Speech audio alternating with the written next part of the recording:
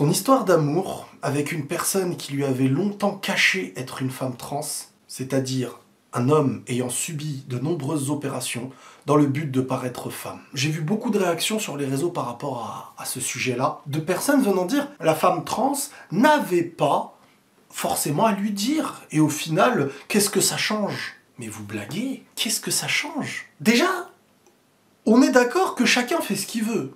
Moi, je vais vous donner ma vision des choses. C'est la mienne, peut-être que je suis en tort, mais c'est la mienne et je pense être dans le vrai à travers ma réflexion sincère. Un homme qui veut être une femme qui veut être un homme. Chacun dans sa vie à lui, son mal-être, il y répond à sa manière. Dès lors que tu vas t'unir et tu vas additionner ta vie à la vie d'un autre, mais pas que à la vie d'un autre, mais aussi à une famille d'en face, et ainsi qu'à ta famille, mentir sur une chose comme celle-ci, je veux dire, qui implique des autres choses derrière. Cette femme trans n'est pas une femme, c'est un homme qui a changé par des opérations certaines choses, mais qui ne pourra pas, par exemple, je sais pas, avoir des enfants. Au-delà de ça, la personne a le droit, et j'espère que les gens sont convaincus, qu'une personne a le droit de vouloir être avec une femme, tout simplement, et non pas un homme qui paraît aujourd'hui femme. Et vous savez, ce n'est pas parce que certains ont un problème d'identité profond qu'il faut traiter, je suis totalement d'accord, et pour moi ça c'est mon avis. Je pense qu'une personne qui est amenée à changer de sexe est une recherche d'identité,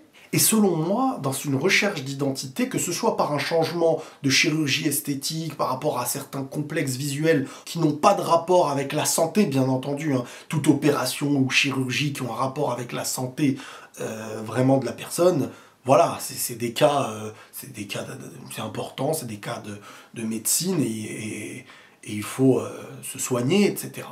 Mais toute chose qui est pour s'empêcher le complexe, pour moi, pour s'empêcher le complexe, pour s'imaginer, trouver une nouvelle identité et être heureux dans sa vie. Vous savez, quand on n'est pas bien dans sa peau, quand on est en recherche d'identité, on a très souvent l'idée que vu que sur ce qu'on a et ce qu'on est, on n'est pas bien, bah forcément le bonheur se trouvera dans ce qu'il y a d'autre, dans ce qui est ailleurs. Et le cerveau humain, c'est très complexe. Il peut se faire croire des choses et en être convaincu. Et ça, c'est mon avis. Je pense que le travail d'identité, il doit se faire sur ce que nous sommes. J'ai un complexe avec mon nez. Pourquoi des gens qui ont des nez encore plus moches, mais selon les gens et les propos, se sentent bien dans sa peau? Et pourquoi moi, je ne me sens pas bien alors que le mien peut-être est plus petit, peut-être qu'il a moins de... J'en sais rien, mais je me base sur les complexes des gens. C'est sur ce que tu as que tu dois travailler et tout faire pour faire de ce que tu es un modèle identitaire de réussite. Il y a des gens un peu plus ronds, des gens plus minces, des morphologies différentes. Vous savez, moi je prends très souvent, j'avais lu une chose un jour magnifique. Les animaux, le babouin, avec son derrière tout rouge, et n'importe quel autre animal, il n'est pas dans le complexe, il fait de ce qu'il est, il assume pleinement ce qu'il est depuis sa naissance. Et il avance, et fièrement, et chacun, dans son style à lui, fait ce qu'il est. Et on a tous même des exemples en dehors de l'espèce animale, de personnes qui ont fait de leur différence une beauté.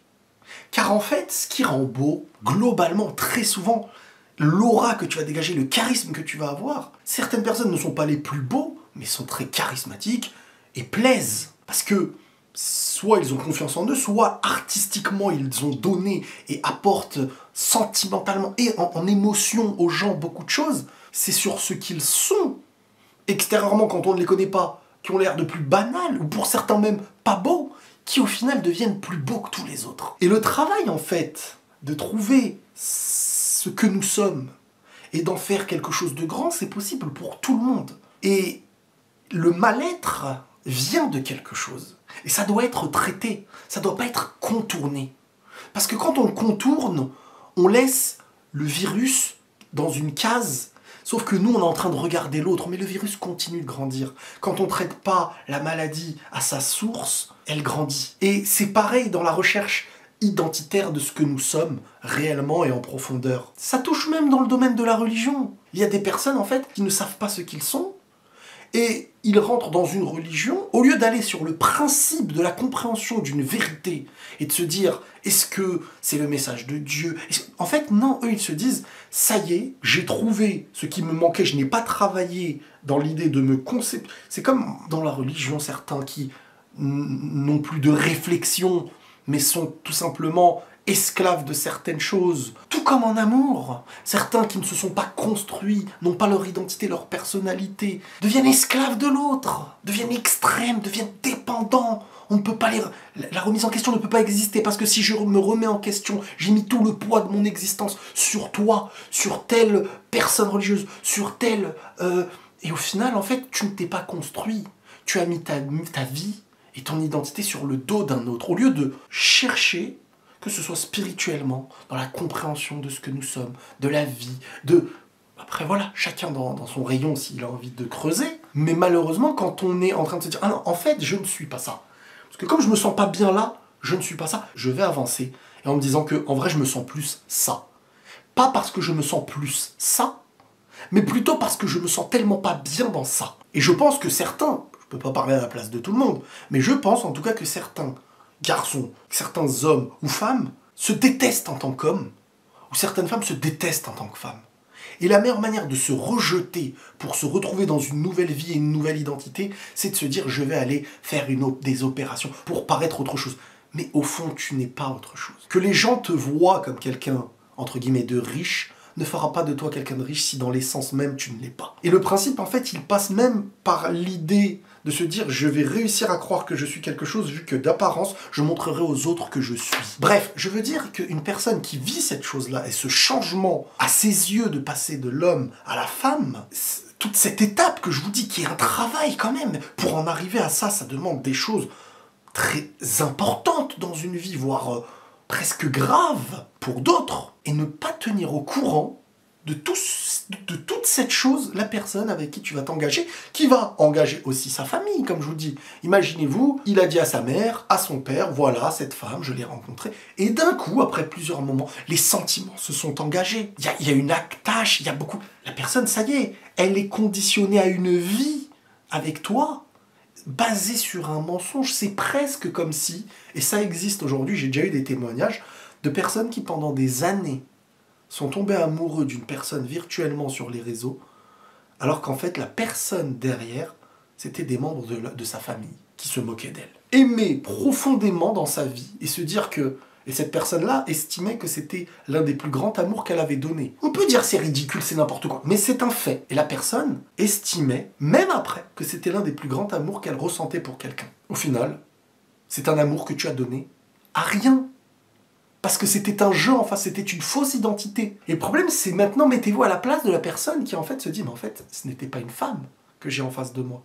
Et là, on est sur le mensonge ultime. Tu changes les principes de vie. La personne est avec toi sur une base d'un mensonge. En fin de compte, je suis ça, j'ai connu ça, et au final, ma vie n'est pas du tout ce que j'ai présenté à l'autre.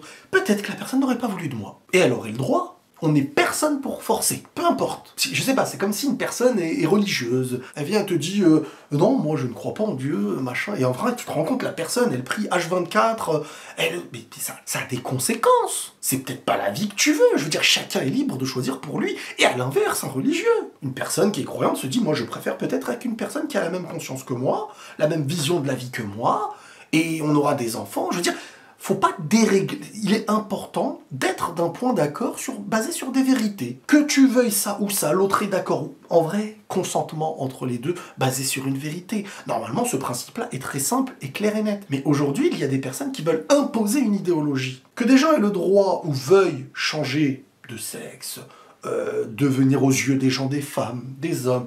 En vrai, chacun fait ce qu'il veut, moi j'imposerai rien à personne. Mais on ne va quand même pas maintenant imposer à l'autre cette possibilité de lui cacher le fait qu'on est un homme dans notre vie de base. Et qu'aujourd'hui on paraît femme en se basant sur des opérations. On ne peut pas venir... Sinon, c'est quelle porte ouverte à demain? Quel mensonge a le droit d'exister? Quel mensonge n'a pas le droit d'exister? Et imaginez cet homme venir dire maintenant à ses parents... Bon bah en fin de compte, ce n'était pas une femme que j'aimais depuis des années. Imaginez lui déjà la difficulté, mais ensuite, mêler sa famille, les conflits et les problèmes que ça peut exister, sur un mensonge. Alors il y a des gens qui vont dire, oui mais la pauvre personne qui a changé de sexe, c'est pas facile pour elle de se trouver quelqu'un.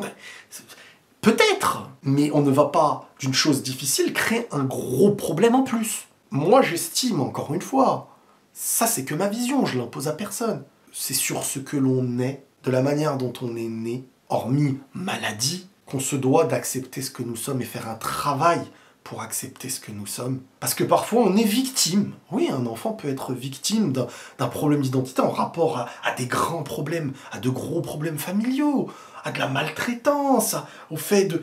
Il y a une raison à chaque chose. Je ne pense pas que changer visuellement nous change réellement. Et si au final ça ne nous change pas réellement, parce qu'au fond nous sommes la même âme, ce n'est pas les yeux que les gens portent sur nous qui vont nous guérir, c'est notre façon de nous regarder nous-mêmes jusqu'au jour où on trouve la clé de comment s'accepter. Beaucoup de gens sont moins beaux que toi. Et des gens plus beaux ont moins confiance en eux. On aimerait très souvent avoir ce qu'on n'a pas. Les personnes rondes voudraient être plus minces. Des personnes minces aimeraient être plus rondes. Des personnes grandes, trop grandes, ont le complexe. Des personnes trop petites voudraient être plus grandes. On veut très souvent, quand on n'arrive pas à s'accepter, ce qu'on n'a pas, et on pense très souvent que vu qu'on n'est pas bien avec nous-mêmes, on sera bien en étant quelqu'un d'autre. C'est mon avis, je sais que c'est un sujet très sensible pour beaucoup de personnes. L'objectif est de réussir à s'accepter, de faire un travail sur nous, et moi je vous souhaite cette réussite. Mais cette histoire est quand même triste parce que la personne a été très impactée derrière. Et ça a changé totalement sa vie. Prenez tous soin de vous et la paix sur vous.